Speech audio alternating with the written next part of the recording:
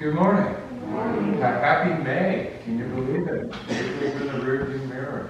So, let's take a moment, greet one another as brothers and sisters in Christ, however you would so choose within your household group. And we're still waving to others, so it's good to have you here. Is that synchronized variation?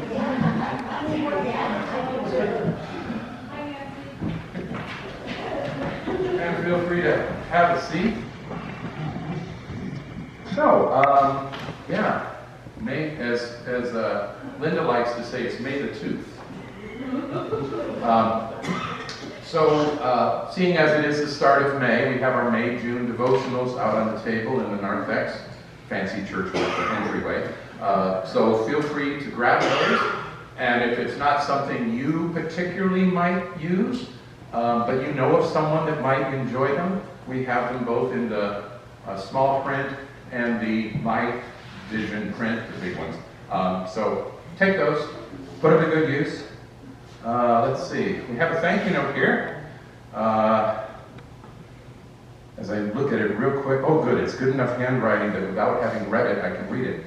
All right, dear Golden Congregational Church, please know how much we appreciate your continued support of and interest in us. You have been so faithful throughout the years and gracious in letting us share our ministry. God bless you, Bill and Debbie Wolf. Now that's, they're missionaries, right?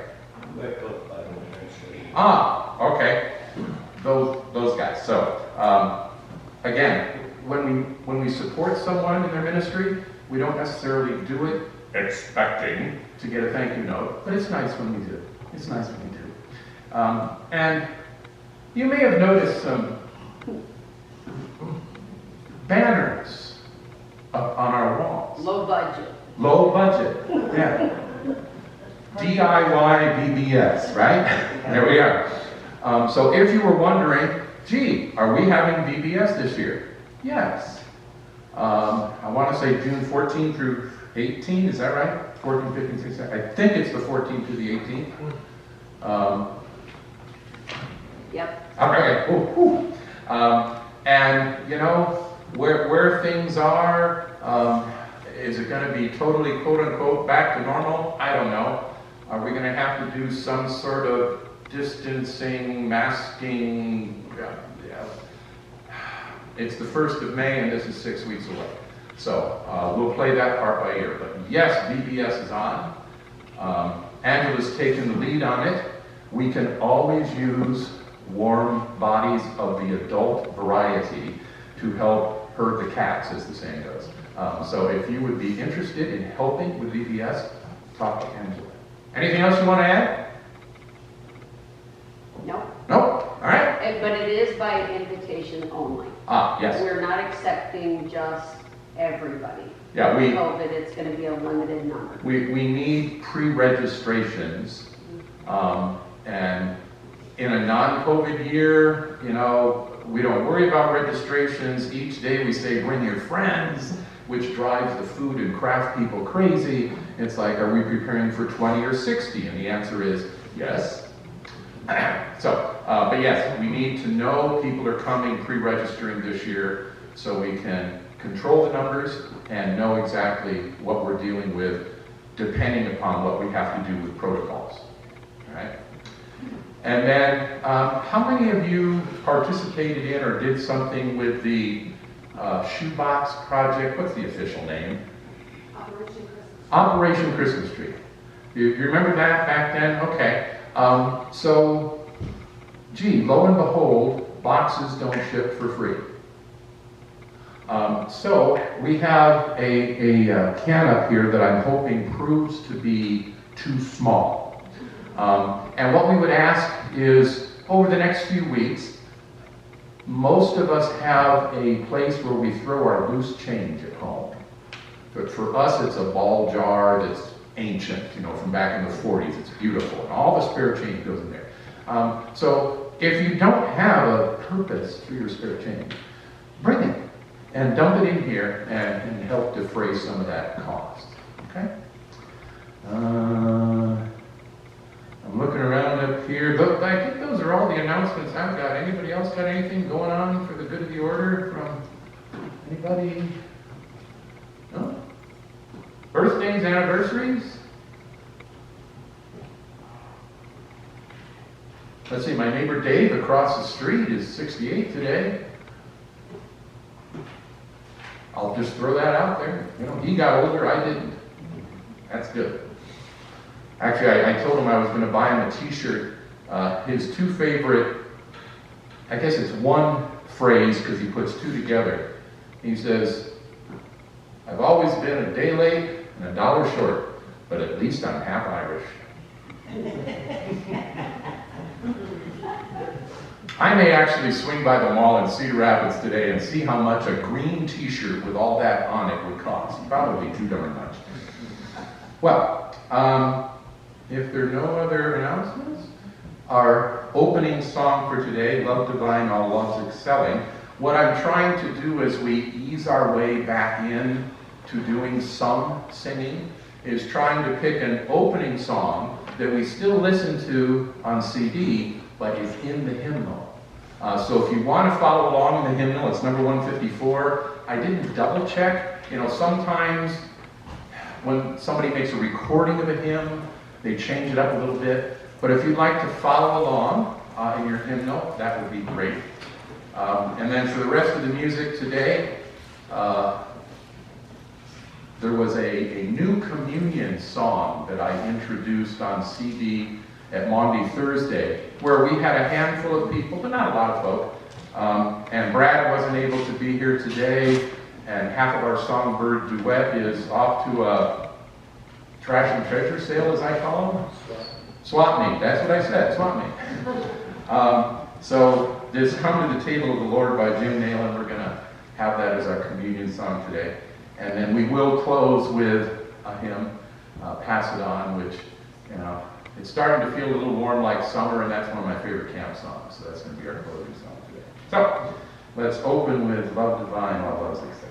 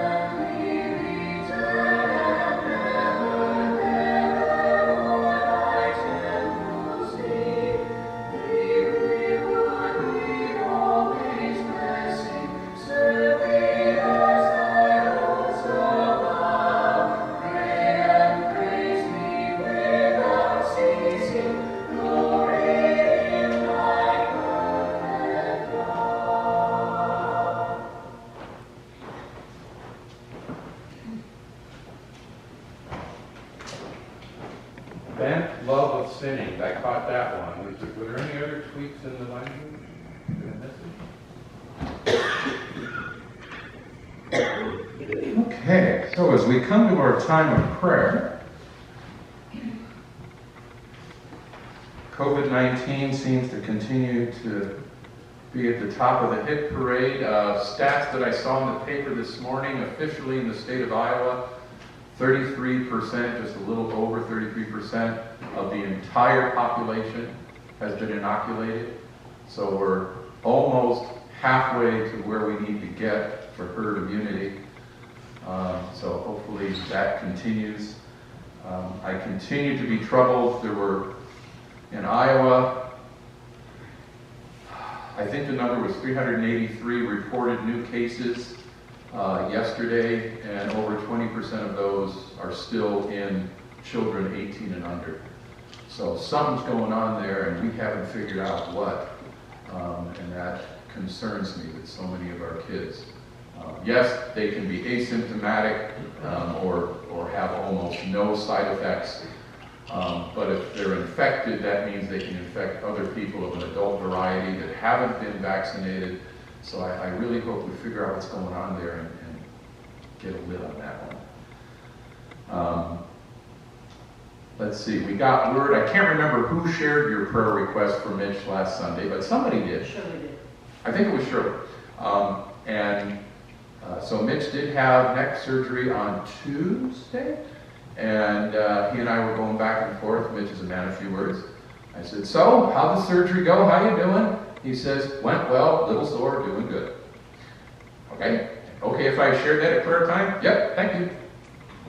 So, there you are. There's the report from Mitch. And any additional information we should? A little more sore than he thought he was going to be. So Steve was off last week and was spending time with Mitch and helping him walk the dog and that kind of thing. And Steve's going to take another week this weekend. All right. The two of them are going to do whatever guys do when there's nobody around to supervise. Which we will not remember at prayer time next Sunday. Just saying. So, Angela, what's up with hubby and mom? Hubby is doing pretty good. He's at the same swap meet. But he's Looking for a new shoulder, or Yeah. no? it's coming along. Good. It's coming along, and mom has chemo this week, and then one more. And one more treatment after that? All right. And then we give it a little time and run some tests to see what we've accomplished and go from there. Okay. All right. Other joys, concerns from folk about anybody? Kate got home. Yes! She is not at all done with this journey yet, but she is home. We'll take it. That's more than a baby step. Yes. That's more than a baby step. That when the medical community says your situation is no longer sufficiently acute that we require your presence in a medical facility, go heal at home. Wow. That's wonderful. Others. And I have another prayer request. I would like to ask for prayers for my Uncle Dick Clement. One of Dad's two remaining brothers. He's been in the hospital for a couple of weeks, and unfortunately, he's taking one step forward and two steps back. Okay. Can he have visitors, Kathy, out? No. Mary, his wife, is the only one that can see him. So that's driving his children crazy. But they can't even get in to see Dad on his good days or his bad days. He's got a whole bunch of kids. They all did. That family. Others.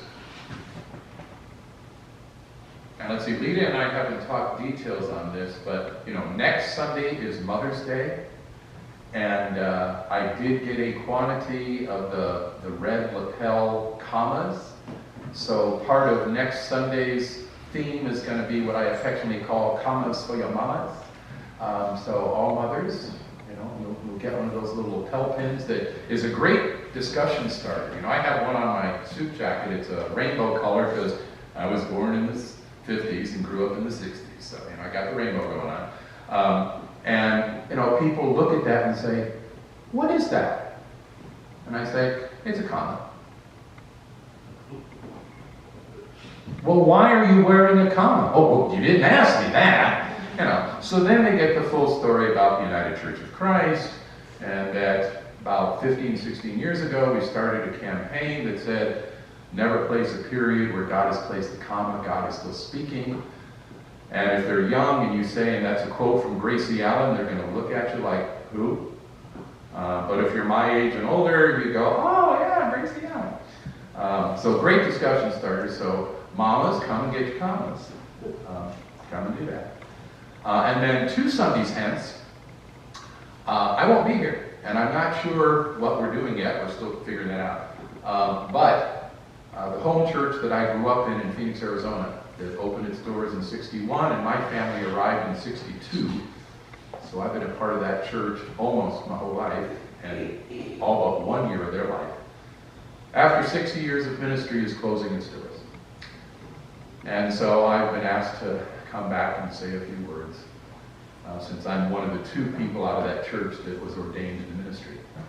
So I guess I would ask that you keep West Congregational Church in your thoughts and prayers, and the small congregation that as it closes its doors, those who remained there, some who are about my vintage, so they've literally spent their whole life in that church, and their church will no longer be there. And they'll be looking for a new church home. So keep them in your thoughts. So let's be in prayer together.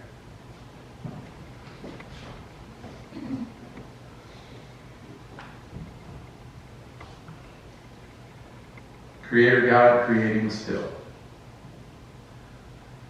Indeed, it's one thing to say, don't place a period where you have placed a comma because you are still speaking.